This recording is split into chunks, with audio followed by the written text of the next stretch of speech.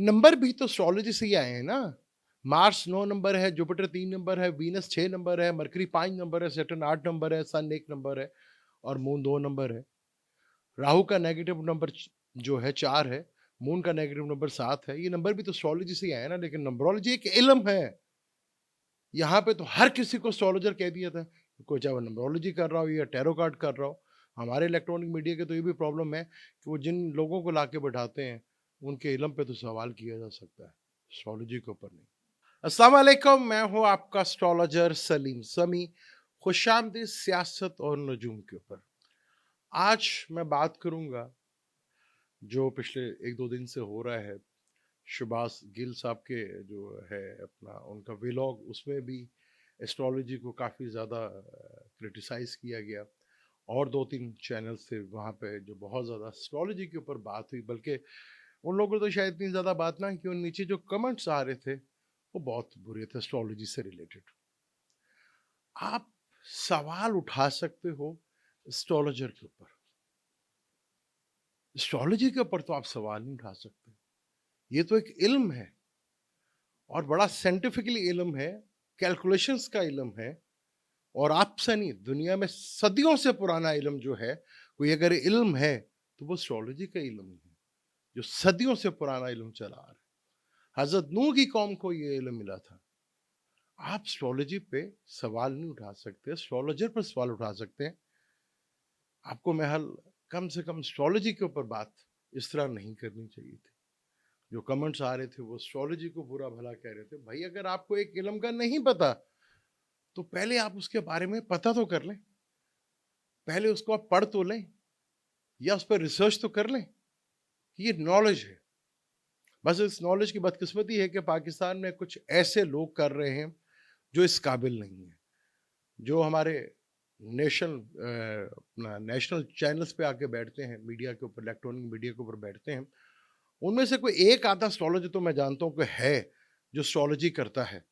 बाकी जितने भी आते हैं मैं तो वहाँ पे किसी को नहीं मानता कि वो एस्ट्रोलॉजी भी करते हैं। अब जिस खवातीन की बात हो रही थी या जिन बंदों की बात हो रही थी, उनको मैं डिफेंड भी कर लूँ, पर करूँ कैसे? आप जब भी किसी एस्ट्रोलॉजर से बात करेंगे या एस्ट्रोलॉजिस्ट की कोई बात करेगा टीवी के ऊपर या कहीं पे भी, किसी भी नेटवर्क पे करेगा, तो वो प्लैनेटरी कंडीशंस को देखकर बात करेगा। वो चार्ट रखेगा, वो प्लैनेटरी कंडीशंस के ऊपर बात करेगा, वो योग के ऊपर बात करेगा, वो कॉम्बिनेशंस के ऊपर बात करेगा, वो दिशाओं की बात करेगा, वो नक्षत्रों की बात करेगा, वो चार्ट की बात करेगा। अब जो लोग ये बातें नहीं करते, अब उनको क्या डिफेंड करोगे आप? अब मैं तो वैदिक एस्ट्रोलॉजी करता हूँ, वेस्टर्न एस्ट्रोलॉजी से भी मैंने एफएम मेरी देखी सारी जाके, कि क्या उनके एफएम मेरे जो है वेस्टर्न एस्ट्रोलॉजी तो वेरी एक्सेलेंट एस्ट्रोलॉजी, बहुत ग्रेट एस्ट्रोलॉजी है। पर प्रॉब्लम ये है कि हमारे यहाँ वेस्टर्न एस्ट्रोलॉजर है ही नहीं जो करते हैं। जबरदस्त एस्ट्रोलॉजी है, कमाल की एस्ट्रोलॉजी है वेस्टर्न एस्ट्रोलॉजी, लेकिन हमारे यहाँ लोग करते नहीं है। अब तो ढूंढने से भी मुझे नहीं मिलता कोई वेस्टर्न एस्ट्रोलॉजर यहाँ पर है, इतनी कमाल की एस्ट्रोलॉजी है। और मैं देख रहा था कि जनवरी और फरवरी में कौन सा बड़ा इवेंट है, एक सर्वे राहु के अलावा, जो कि महल एंड ऑफ जनवरी में या mid of start of February में हाउस चेंज कर रहा है। वो वहाँ एरियस से निकलकर, लिब्रा से निकलकर राहु जो है पाइसेस में आ रहा है और केतु जो है विर्गो में आ रहा है उधर। अकेला एक प्लेनेट, वो भी शेडो प्लेनेट, जिसको हम शेडो साया कहते हैं, वो प्लेनेट निकल रहे हैं। वो पाइसेस में जा रहा है जहां पहले से नेपच्यून बैठा हुआ है। वो पूरा साल इधर रहेगा, सैटर्न इधर उधर रहेगा, नेपच्यून इधर रहेगा। वो क्या फरवरी में कॉम्बिनेशन बना रहे हैं? वो तो पूरा साल कॉम्बिनेशन बनेगा, पर एक एक योग बनेगा पूरा। यहाँ पे वीनस भी आ जाएगा, या जुपिटर की इन्वॉल्वमेंट कैसे होगी, कोई ये तो बात करे ना कि राहु जुपिटर के घर में आ रहा है, तो अब जुपिटर जहां पे भी जाएगा वो राहु की एनर्जी लेके जाएगा। और वीनस भी जुपिटर के घर में आ रहा है, और जो जुपिटर है वो वीनस के घर में बैठा है। ये राशि परिवर्तन है। यहां तो वीनस और जुपिटर का भी कॉम्बिनेशन बन रहा है। या राहु अब पाइसिस में आया है, केतु विर्गो में आया है। जहां जहां केतु मूव करेगा वो मरकरी की एनर्जी, यानी कि वो मरकरी की केतु की एनर्जी लेके जाएगा मरकरी। अब यहाँ पे हमारे इलेक्ट्रॉनिक मीडिया के ऊपर जितने भी एस्ट्रोलॉजर आते हैं, और वो जिस तरह की एस्ट्रोलॉजी मैंने तो देखा और कमेंट्स पढ़े, मुझे हैरत हुई। आप मेरे पे क्रिटिसाइज कर सकते हो, मुझे करें, और किसी पे भी कर सकते हैं, लेकिन एस्ट्रोलॉजी पे कम से कम मत करें आप। ये एक नॉलेज है। आप मेरे पे करेंगे, मुझे कभी तकलीफ नहीं होती। आप अगर एस्ट्रोलॉजी पे बात करेंगे, मैं तो सीधा आपके साथ खड़ा हूँगा, आपके पास आए बात करने पे मेरे साथ आके। आप पहले रिसर्च कर लें, आप उसको देख लें, ये नॉलेज है और दुनिया का सबसे पुराना नॉलेज है। कोई है इतना पुराना नॉलेज तो मुझे बता दें। ये मार्स रेड कलर का है, किसी साइंटिस्ट ने तो अब बताया ना आपको सदी में। तो एस्ट्रोलॉजी ने तो सदियों पहले बता दिया था कि मार्स का रंग लाल है और ये जुपिटर का रंग पीला है। ये साइंटिस्ट तो आपको अब बता रहे हैं ना, तो बहुत पहले से पता सबको। अब जो इलेक्ट्रॉनिक मीडिया पे जो एस्ट्रोलॉजर आ रहे हैं, अब वो नाम के आगे लिखने से एस्ट्रोलॉजर कोई बन जाता है तो मुझे ही नहीं पता। अब वो आप उनकी सलाहियत के ऊपर बात कर सकते हैं, उनकी कम इल्मी के ऊपर बात कर सकते हैं। मैं भी डिफेंड कर लेता उनको। अब सबसे बड़े जी 9 नंबर 9 नंबर 9 नंबर, ओ भाई एस्ट्रोलॉजी से तो 9 नंबर नहीं है।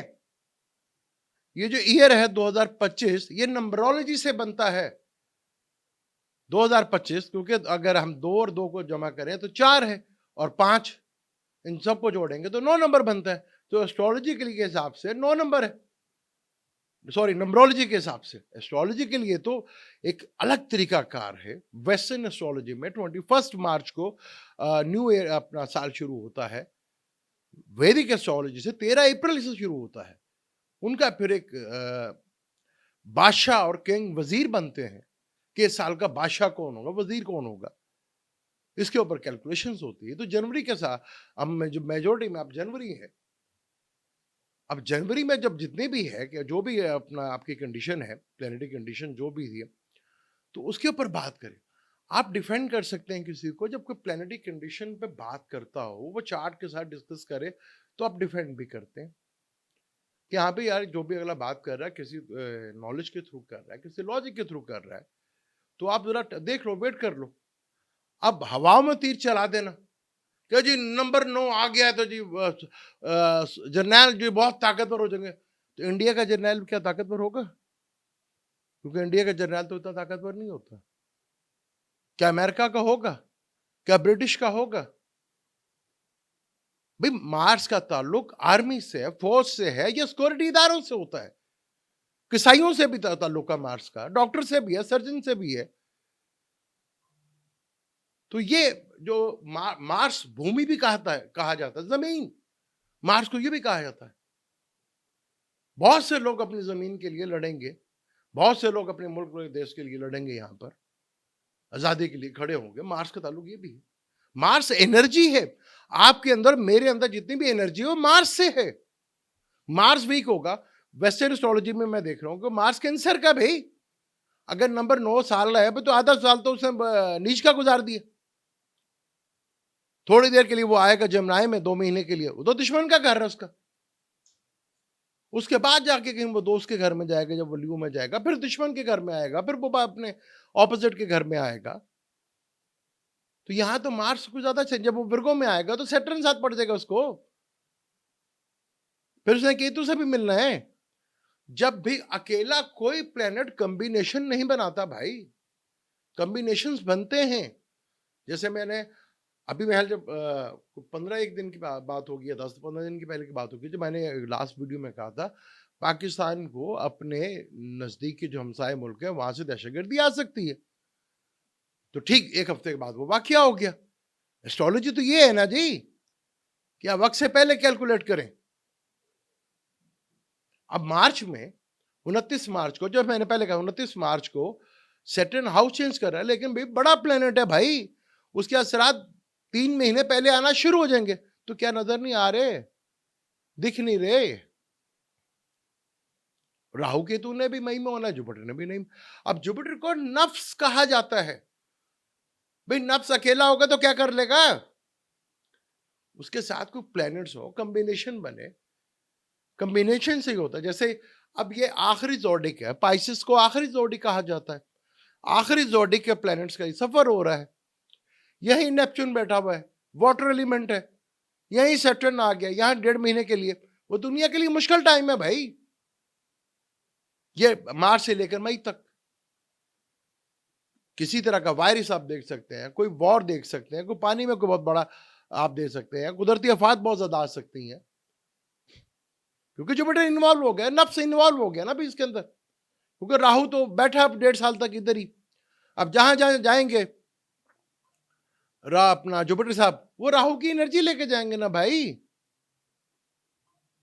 तो राहु तो वायरस है, तो राहु तो क्लूजन है। राहु का काम भी बड़ा करना है। राहु जब किसी चीज को बड़ा करता है तो अनलिमिटेड करता है, जुपिटर लिमिट में करता है। अब हमारे यहाँ पे जो इलेक्ट्रॉनिक मीडिया में एस्ट्रोलॉजर आते हैं, आप उनकी सलाहियत के ऊपर बात कर सकते हैं कि उनको कितना आता है। वैसे जितने भी आते हैं एस्ट्रोलॉजर, एक आधे के अलावा मैं नहीं समझता यहाँ पे किसी को प्रॉपर एस्ट्रोलॉजी आती है। मैं ये बात कभी नहीं करता ना, मैं कभी हालांकि कई दफा आपके कमेंट्स आते हैं, मैं इस पर बात नहीं करता। कर रहे हैं जो कर रहे थे, लेकिन जहां एस्ट्रोलॉजी बदनाम होगी तो बात तो होगी। जब आप एक प्लैनेट्स के ऊपर क्या बात करोगे, पहले वो गाना गाते जो 99 का ग्रहण, और भाई ग्रहण तो हर साल ही लगते हैं, तो ग्रहणों से तो ये ग्रहण भी योग बनाते हैं। अब जहां ग्रहण लगेगा पाइसेस में लगेगा ना, और विर्गो में, तो वीनस कंबस्ट होगा ना, सैटर्न भी उधर ही होगा। तो यहां पर चीजें जो हमारे यहाँ इलेक्ट्रॉनिक मीडिया के ऊपर भरमार होती है, जनवरी जब शुरू होता है या दिसंबर शुरू होता है, जो धड़ाधड़ वहाँ पे प्रेडिक्शंस चल रही होती हैं, तो वहाँ आप ये तो देख लेना आप किसको बुला रहे हैं। यहाँ पे हर किसी को जो नंबरोलॉजी करता है उसको भी आप एस्ट्रोलॉजर, जो पॉमेस्ट्री करता है उसको भी एस्ट्रोलॉजर, जो कुछ भी करता है एस्ट्रोलॉजर एस्ट्रोलॉजर एस्ट्रोलॉजर। और भाई एस्ट्रोलॉजी करने वाला सिर्फ एस्ट्रोलॉजी करेगा, चाहे वो वेस्टर्न करे या वो वैदिक करे, वो नंबरोलॉजी नहीं करेगा। फिर वो फिर ना टैरो कार्ड्स करेगा, टैरो कार्ड भी एक नॉलेज है, नंबरोलॉजी भी एक इल्म है, और अपना पॉमेस्ट्री भी एक नॉलेज है, ये सारे नॉलेज हैं। अब वो नॉलेज किसको कितना आता है आप उसके ऊपर सवाल कर सकते हैं, एस्ट्रोलॉजी के ऊपर सवाल ना करें। और जो हमारे इलेक्ट्रॉनिक मीडिया में आते हैं उनकी सलाहियत के ऊपर बात कर सकते हैं कि उन्हें एस्ट्रोलॉजी आती भी है कि नहीं आती। एस्ट्रोलॉजी पे बात मत करें, ये एक नॉलेज है, प्रॉपर नॉलेज है, और इंतहाई इंटरेस्टिंग नॉलेज है। मैंने जितनी एस्ट्रोलॉजी पढ़ी उतना डीपली मैं अपने दीन की तरफ गामजन हुआ। एस्ट्रोलॉजी एक नॉलेज है बहुत बड़ा। आप एस्ट्रोलॉजी पे सवाल मत उठाएं, एस्ट्रोलॉजर पे सवाल उठाएं। और ये जो हमारे इलेक्ट्रॉनिक मीडिया पर आते हैं उनको भी चाहिए कि उनसे पूछें, जो पूछने वाला उसे आप नहीं पता होता कि मैं पूछूं क्या, उनसे पूछे भाई जो तू बात कर रहा है उसके लॉजिक क्या है, वजह क्या है। वो जिसे वो नन्ना मुन्ना कहते हैं ना, वो हमारी जमीन से 4 गुना बड़ा है मरकरी, और सूरज के सबसे करीब तीन प्लेनेट है और ठंडा है। सूरज के सबसे करीब तीन होने के बावजूद वो ठंडा है। कभी गौर किया मेरे अल्लाह की कौन कौन सी नियमत को जुटलाओगे आप सवाल करें, जरूर करें, एस्ट्रोलॉजर पे करें, लेकिन एस्ट्रोलॉजी पे कम से कम अपनी रिसर्च पूरी करें। और इतनी इजाजत इंशाल्लाह मिलते हैं वीडियो पे। अल्लाह हाफिज़।